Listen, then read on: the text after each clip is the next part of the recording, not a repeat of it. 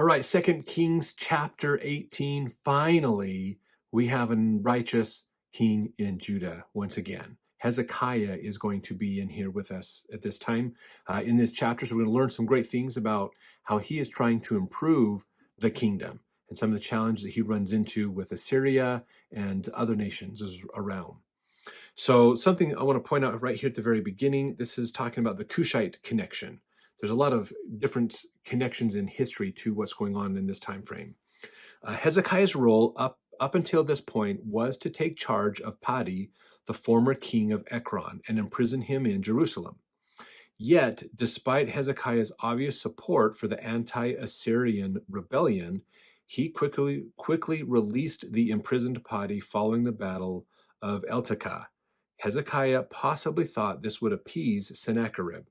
However, his position was weak. The Assyrian provinces previously set up by Sargon II surrounded his kingdom.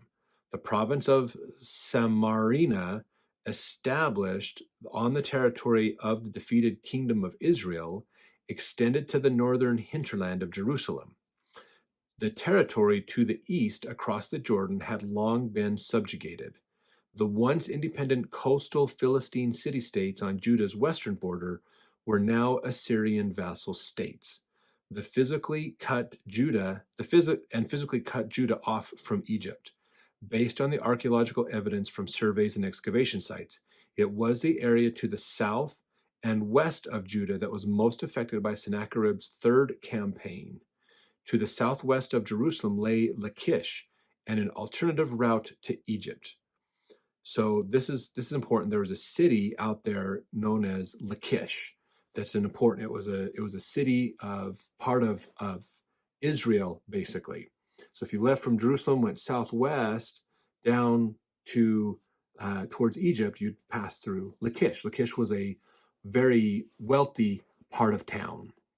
It was a suburb of Jerusalem, but it was a very wealthy suburb, basically, of Jerusalem. It was just out there.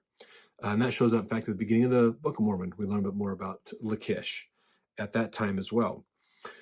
So we're going to see this relationship between as Hezekiah comes into power, as he's trying to deal with, there's a lot of world things happening. Okay, again, Egypt is in their new kingdom, so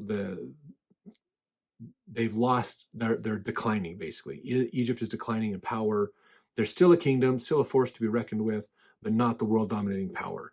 Assyria has taken over Babylon and parts of Persia, gone up to the Hittites and present day Turkey area, Anatolia, over to Syria, all of the whole northern area above Israel and things are then down, and even took the coast. So they've kind of, the Assyrian nation in a way somewhat surrounds Israel in a lot of ways. Basically, they're all the way around them.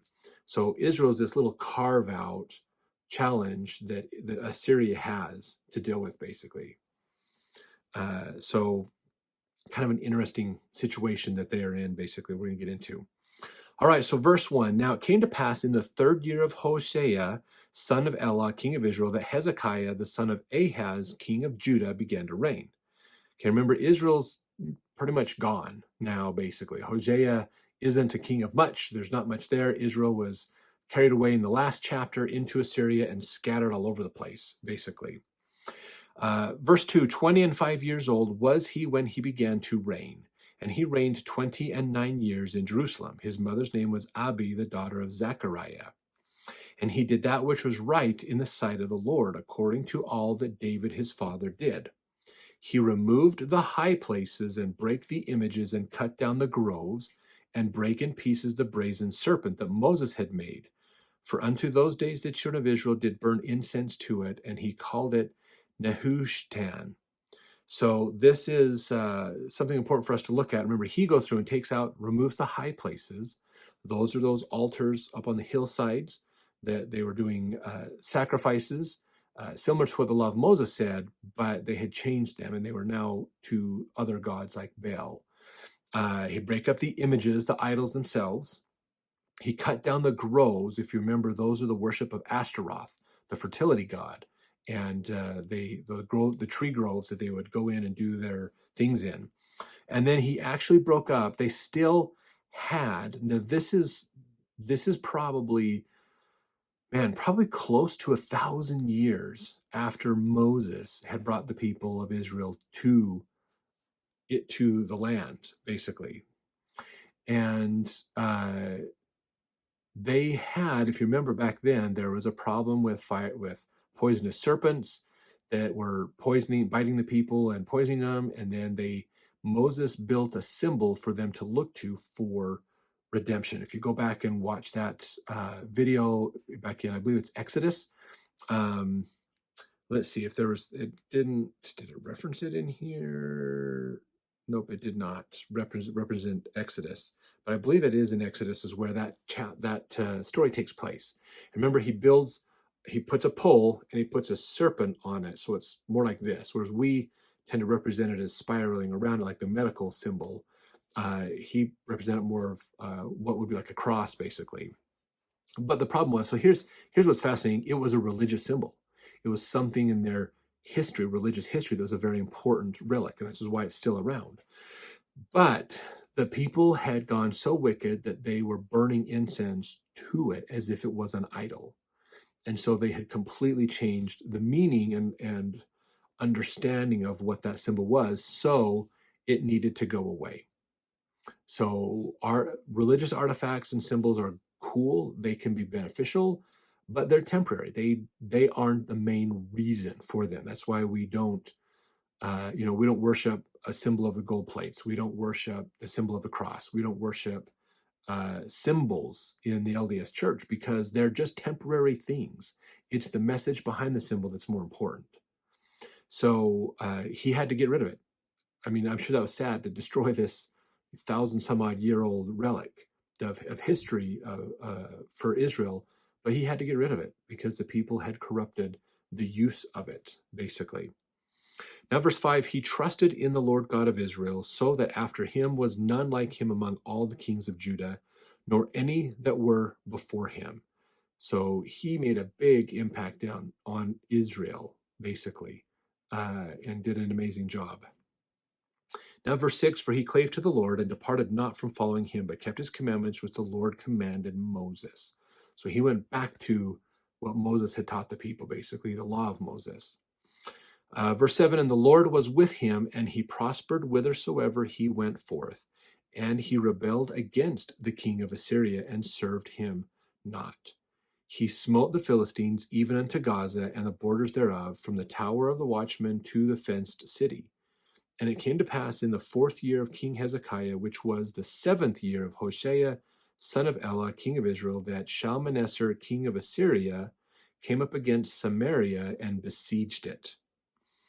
And so he's decided he's not going to follow along with Assyria, basically. So it says here, he rebelled against king of Assyria. Most likely what happened was he decided, look, we're not going to be a vassal state of Assyria. We're not going to follow along with their rules.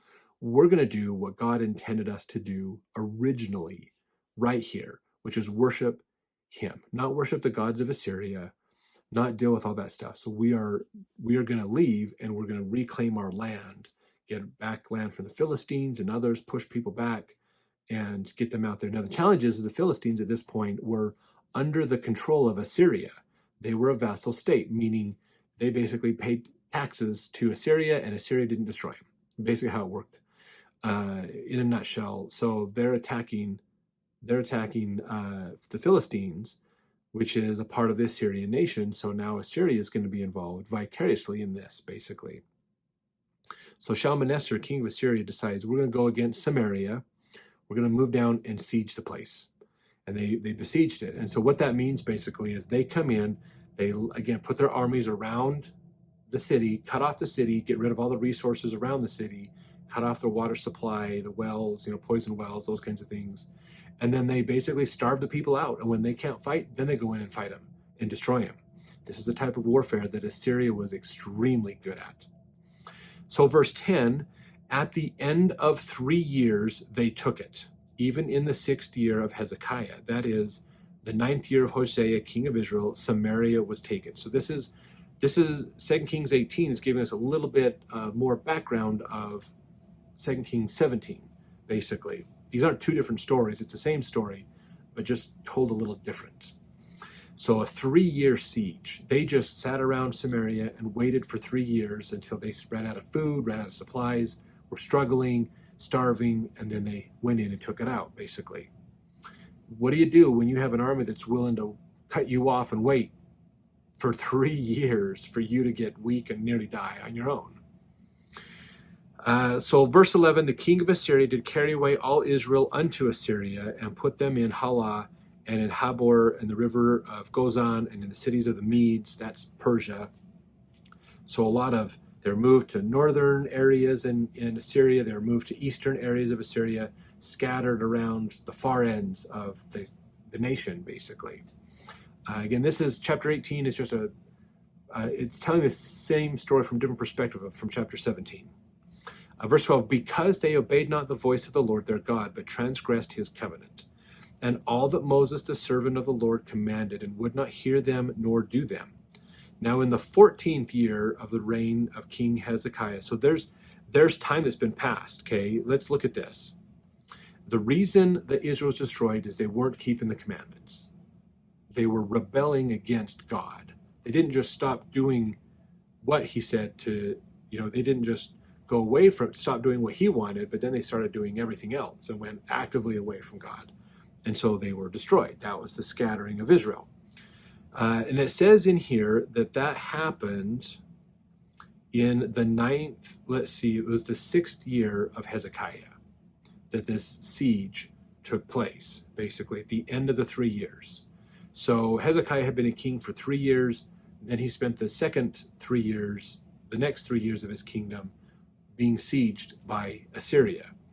Now we jump in verse 13 to the year 14 years ahead of time. So we've really jumped. So we went from year 6 of his reign to year 14 of his reign, which I believe is 8 more years past, basically. Now in the 14th year of King Hezekiah did Sennacherib, or Sennacherib is what a lot of people, the scholars call him, king of Assyria. So this is different. Remember, it was Shalmaneser that came and took Israel. Now Assyria has changed kings. It's Sennacherib. And he says, Sennacherib, king of Assyria, come up against all the fenced cities of Judah and took them. So all the extra cities and things, they took all the outlying cities of Judah, the outlying land of Judah, and he took them by siege as well. Verse 14, and Hezekiah, king of Judah, sent to the king of Assyria to Lachish, saying, I have offended, return from me, that which thou puttest on me will I bear. And the king of Assyria appointed unto Hezekiah, king of Judah, 300 talents of silver and 30 talents of gold. So basically, the siege is very successful against Israel. They get wiped out. And then 8 years later, basically, so there's still a lot of animosity here and fighting. 8 years later, after Israel gets taken over and is gone, and then other pilgrims, people from other parts of the country are moved into Israel's area that aren't Israel's. That's what we learned in the last chapter. But then 8 years later, Judah finally starts to collapse in and has problems. And so Sennacherib takes most of Judah, basically the fenced cities around. So a fenced city is different than a walled city, because a walled city is the big, thick walls like Jerusalem has. Fenced cities are the smaller walls, not as big, basically, but they get taken out. Now he sends this letter to the king of Assyria, who's down in Lachish. This is interesting. This is part of the Cushite connection. Lachish, level 3, at the time of Hezekiah, had become Judah's main military stronghold with a permanent chariot force. So Lachish was the wealthy part of town. It was, as it says here, it was their military stronghold. When it fell, what do? You just lost your military base, basically. Now you've got problems. So now Hezekiah says basically, all right, what do you want from us? And the king of Assyria says, here's the tax I'm going to put on you. Pay it. Verse 15, and Hezekiah gave him all the silver that was found in the house of the Lord and in the treasures of the king's house. At that time did Hezekiah cut off the gold from the doors of the temple of the Lord and from the pillars which Hezekiah king of Judah had overlaid, and gave it to the king of Assyria. So Hezekiah tried to beautify the temple and do more, but then he had to take all of that off to fulfill this tax, basically this bribe, in a way, if you will, for the king of Assyria.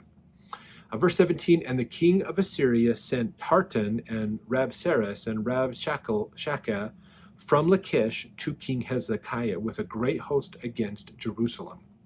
And they went up and came to Jerusalem, and when they were come up, they came and stood by the conduit of the upper pool, which is in the highway of the fuller's field.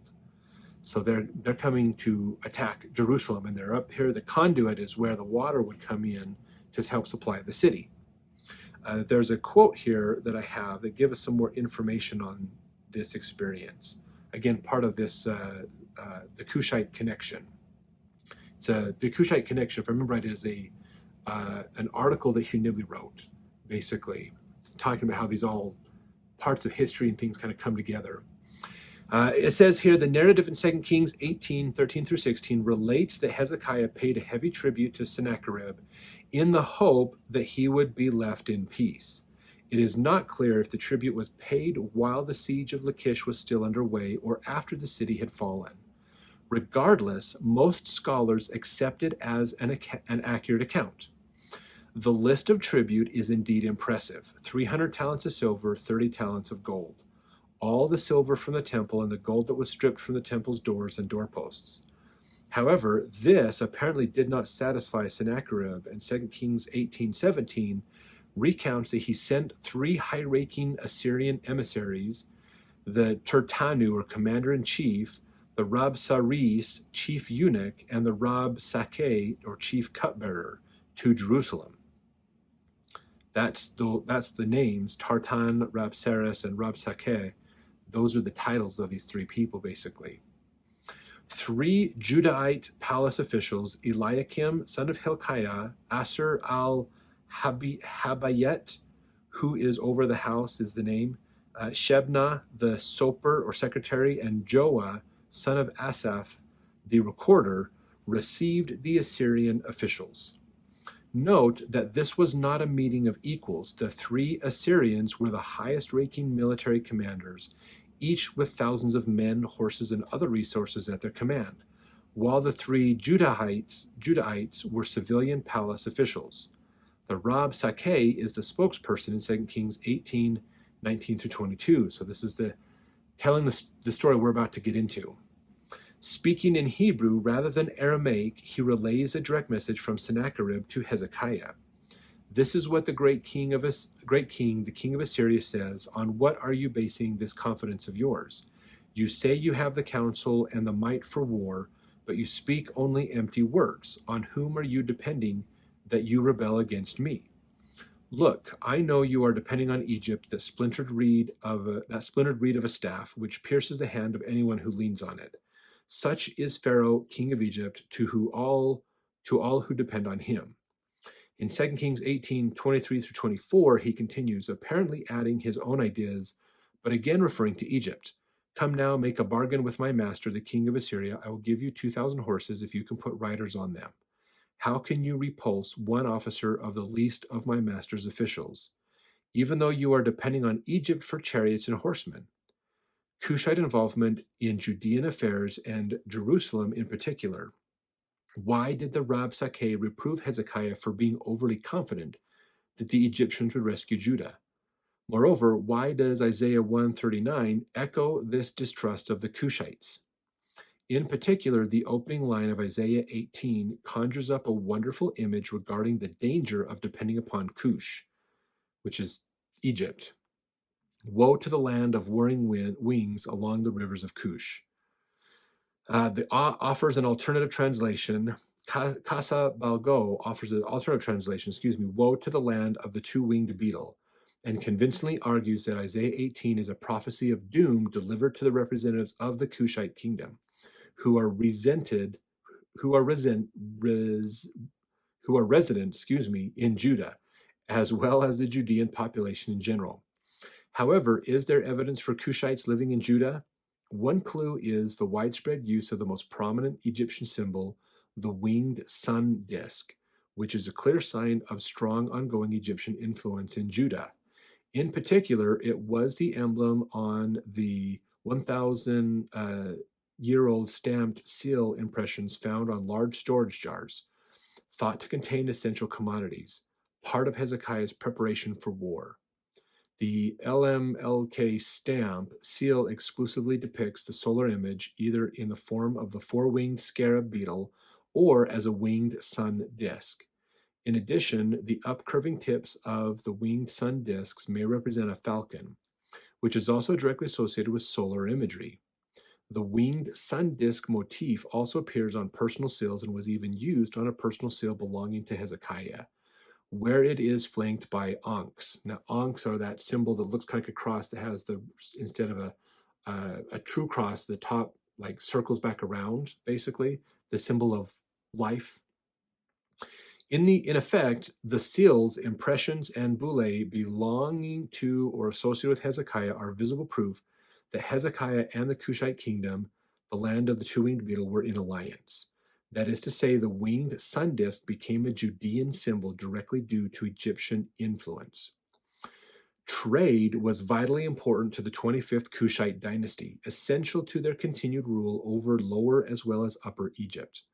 A major trading partner was Judah, substantiated in a comprehensive study conducted by Raz Kletter in 1998 on the Judean weight system. Kletter observed that during the late 8th century BCE and until the fall of Judah in 586 BCE, there was an association between the inscribed Judean weights with the Egyptian system, their domed shape, the use of hieratic numerals, and the enigmatic symbols. That is, the Judean shekel weight system was adjusted to the Egyptian system, while the heavier Judean weights inscribed with numerals corresponded with the Egyptian Qadak system. This agreement reveals that Judah had close, persistent trade relations with Egypt, despite having a vassal-like status with Assyria. So this is the story of the Cushite connection, basically here. What it means is understanding that we have learned through history that Israel had very close ties to Egypt and were always in communication with them and trade partners. They were the closest nations for trade for Egypt. They were very oftentimes friendly with Egypt, or at least got along to an extent with Egypt, unlike some of the Phoenicians or the Nubians and others who were very, very big enemies of Egypt. So in looking at this is important for two reasons. One is it shows exactly what we're learning here in 2 Kings 18, that they were connected. And this is going to come up. Sennacherib is going to talk about this through his messengers, basically. And so this is an important thing because historically, a lot of people have believed that there was never a connection between Judah and Egypt. They didn't connect. They didn't do anything. They were part of Assyria. They didn't deal with Egypt. And that's found to be inaccurate, basically. The truth is they have worked together. This is also important when you remember in the Book of Mormon, the first chapter of the book, First Nephi, talks about his father, who is a merchant, who is dealing with trade with other countries, and he does a lot with Arab nations, but then he does a lot with Egyptian nations as well. So we're not far away from the time that Lehi is going to be born. His grandparents are probably alive during Hezekiah's time. Grandparents or great-grandparents, somewhere right in there, depending on how long they've lived, of course, are alive. So we are getting very close to the time that Lehi is going to be born and be alive in Jerusalem here pretty soon. So this ties in that there really is a lot of proof that what the Book of Mormon starts with, stating that while, yes, they were under Babylonian rule at the time because Babylon destroyed Assyria and took over, they were closely connected with Egypt. And this was part of the challenges that they had, these dynamics of economics they had. Everyone denied that and said that was false, and that's why Joseph Smith had a false narrative. The Book of Mormon's false because there's no truth to that. But there is. This part of the Second Kings talks about this a little bit more, and now we get from archaeological research a ton more information about that as well. So this is an important chapter for us to look at. So let's jump forward here. Verse 18, and when they had called to the king, there came out to them Eliakim, son of Hilkiah, which was over the household, Shebna the scribe, and Joah, the son of Asaph, the recorder. So remember, 3 military personnel and 3 servants in the king's palace are coming together to negotiate these things, basically. Verse 19, Rabsakeh said unto them, Speak ye now to Hezekiah, Thus saith the great king, the king of Assyria, What confidence this is this wherein thou trustest? Thou sayest, but they are but vain words, I have counsel and strength for the war. Now on whom dost thou trust that thou rebellest against me? So he's basically saying, look, Hezekiah's like, look, we don't want to fight. Here's a tribute so you can go away. If you try to fight us, we will be ready and we will win. We'll be victorious against you. And Sennacherib's like going, who are you talking about? Are you trying to talk about Egypt coming in? That's verse 21. Now behold, thou trustest upon the staff of this bruised reed, even upon Egypt, which if a man lean, it will go into his hand and pierce it. So is Pharaoh, king of Egypt, unto all that trust on him. So they're equating Egypt to a bruised reed. Okay, so if you've ever seen reeds, okay, like coming out of a swampland or things like that, a bruised reed or a broken reed has a lot of sharp edges on it. If you lean on it, those sharp edges are going to penetrate into you and hurt you. And what he's saying is, this is the same as Egypt. Egypt is bruised. They're not full. They're broken. But because they're broken, they're dangerous, and they will fight back on you and cause you problems just as much as they're going to help you. You think leaning on them for support is going to help you, but then they cause injury to you as well. So they're not a good partner, basically, and they're not formidable. Assyria is not afraid of them, basically. Verse 22, but if ye say unto me, we trust in the Lord our God, is not that he whose high places and whose altars Hezekiah hath taken away, and has said to Judah and Jerusalem, ye shall worship before this altar in Jerusalem? So now he's saying, but didn't you just get rid of your idols? You got rid of most of your gods. Okay, now remember, this is important to remember, in this time period, it was common for people to believe that certain gods were over certain lands, or certain gods were over certain elements, like a god of water, god of fertility, god of the sun, god of harvest, other things like that. And basically what they're saying is, look, if you believe you're relying on God to help you, didn't you just get rid of most of your gods? So from a Assyrian standpoint, the more gods you have on your side, the better. And what they're looking at Israel going, Israel just got rid of all their gods and went to one God, and you have to go into Jerusalem to worship him. You can't worship him anywhere else. You've limited your resources here, so you can't trust on God. Now, granted, Assyria is coming from the standpoint of not understanding the truth about God, that there is one God that is true, and he controls everything, basically. So verse 23, now therefore I pray thee, give pledges to my lord the king of Assyria, and I will deliver thee 2,000 horses, if thou be able on thy part to set riders upon them. So then he says, he's saying, look, you need to give your allegiance to Sennacherib, to the king of Assyria. If you do, I'm willing to give you 2,000 horses, which is a big deal back then, if you can put riders on them. So he doesn't believe that Hezekiah has the army that Hezekiah is claiming he does. He doesn't have that might to fight. And he's kind of testing him, calling him out on it, basically. Verse 24, how then wilt thou turn away the face of one captain of the least of my master's servants, and put thy trust on Egypt for chariots and for horsemen? Again, saying, why are you relying on Egypt? They're nothing. They're nothing. They're not even a worry to us. We will annihilate them. We're not afraid of Egypt at all. If you're relying on Egypt, you're barking up the wrong tree, basically. This isn't going to work for you. Verse 25, I am now come up without the Lord against this place to destroy it. Am I now come up? The Lord said to me, go up against this land and destroy it. So he's telling him, look, Sennacherib told me to come destroy you and take you out, and we're negotiating this out with you. And if you're not going to follow, then you are to be destroyed. That's what I'm here to do. And I've got thousands of men waiting for my command, basically. So this is the rebuttal, okay? Verse 26, Then said Eliakim the son of Hilkiah and Shebna and Joah unto Rabshakeh, Speak, I pray thee, to thy servants in the Syrian language, for we understand it, and talk not with us in the Jews' language in the ears of the people that are on the wall. So this is interesting because there's more than just them in this room. They're in an open area and there's people around that are listening in. And so they say basically, let's change the language we're speaking in. You guys are coming speaking our language, which is nice, but let's speak your language because we have people listening in and they don't know your language. So we're going to switch languages. Verse 27, But Rabshakeh said unto them, Hath my master sent me to thy master and to thee to speak these words? Hath he not sent me to the men which sit on the wall, that they may eat their own dung and drink their own piss with you?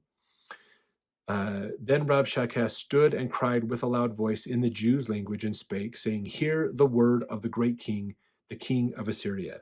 So Rabshakeh pushes back on this, going, Am I not here to talk to all of you? I mean, I am here to deliver the message to all of you from my king. And now he's basically pushing back, going, Everyone, listen in. Here's what the king of Assyria said.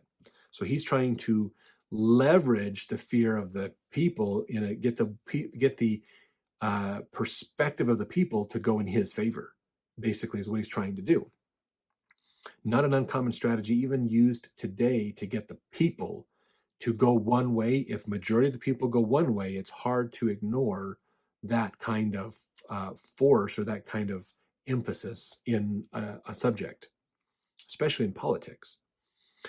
So he says here, verse 29, Thus saith the king, Let not Hezekiah deceive you, for he shall not be able to deliver you out of his hand. Neither let Hezekiah make you trust in the Lord, saying, The Lord will surely deliver us, and this city shall not be delivered into the hand of the king of Assyria.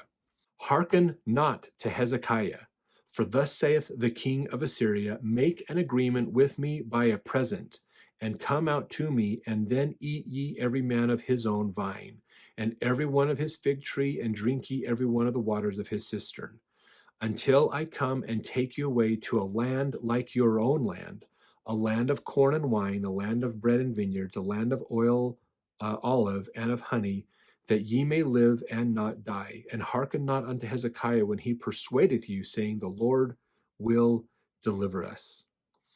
Now I'm going to pause right there before I get to the last part of what he's telling them. So basically, he stands up and he goes, Everybody, listen in. I want all of you to hear this. I am here to deliver a message to all of you. Do not listen to your leader. He is lying to you. He is deceiving you. He is leading you to death and destruction. Listen to my king. He is going to help you. He is going to, if you are willing to come out and be a part of his kingdom, he will put you up in a nice place. He's going to help you out, improve your life. You don't need to stay here in Jerusalem. You don't need to stay here and deal with the challenges of war and oppression and problems that your leaders are causing for you. You come with us. We will take you to a place that is beautiful and nice and wonderful. This is kind of that come to the dark side. We have cookies kind of an idea. Come with us, be a part of us. So verse 33, hath any of the gods of the nations delivered at all his land out of the hand of the king of Assyria? Where are the gods of Hamath and of Arpad? Where are the gods of Sepharvaim, Hena, and Ivah? Have they delivered Samaria out of mine hand? Who are they among all the gods of the countries that have delivered their country out of mine hand, that the Lord should deliver Jerusalem out of mine hand? Now, so what he's saying here basically is, look, all these other places had gods. None of their gods helped them out. So why should yours be any different? Again, we learned, this is important, that perspective is a key thing to always understand, especially even in our day and age, okay? Is that perspective of where is right and where is the wrong, okay? Where is the truth and where is the false in this? Everybody has gods, but who's the real God? That's the challenge here, okay? Assyria says, look, our God is stronger because we've overcome everybody else and their gods didn't help them. So it must be our God is the real God because we are winning, we are victorious. So they're using that kind of idea of like the gospel of prosperity, that I am being blessed, therefore my belief in God is the true one and yours is false. Not necessarily correct. Okay, so we have to look at this and say, all right, they're saying and justifying themselves, going, look, your God is no different than any other God out there. There's nothing different about him, because they don't know the real God. If they knew the real God and understood it, that might be a different story, which they're going to find out more about here pretty soon. Now, verse 36, but the people held their peace and answered him not a word, for the king's commandment was saying, answer him not. So no one's willing to step up to talk to these guys from Assyria. Verse 37, then came Eliakim the son of Hilkiah, which was over the household, and Shebna the scribe, and Joah the son of Asaph the recorder, to Hezekiah with their clothes rent, and told him the words of Rabshakeh. So now they're going back to Hezekiah, going here. They rent their clothes as a testimony against him, saying, here's what he said, basically. Here's what he's wanting to have done. So let's jump into chapter 19 to continue the story forward.